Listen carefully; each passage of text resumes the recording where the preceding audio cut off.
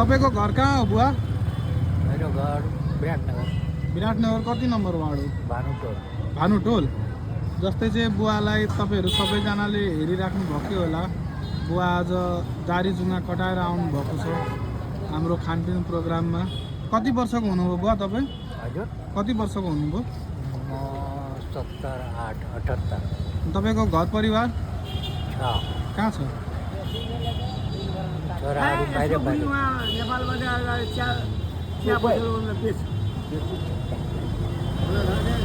अनि तपाईँको घर परिवारले चाहिँ के तपाईँलाई हेर्दैन? हेर्ने त कोही छैन। छोराछोरीहरू के छ तपाईँको? कहाँ छ? एउटा भोजपुरमा छ, एउटा देवबनीमा छ। के गर्छ छोराहरू? छोराको एउटा दाढी केस काट्ने सेलुन छ भोजपुरमा। एउटाको सिटी चलाउँछ।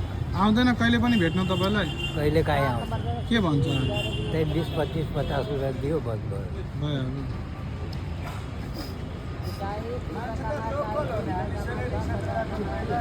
जस्तै तपाईँलाई अहिले तपाईँ कहाँ बसिराख्नु भएको छ? म भानुटोलमा बसेर घरमा कि के कस्तो? आफ्नै घरमा। ए घरै छ तपाईँको? हुन्छ, धन्यवाद तपाईँलाई। नमस्कार।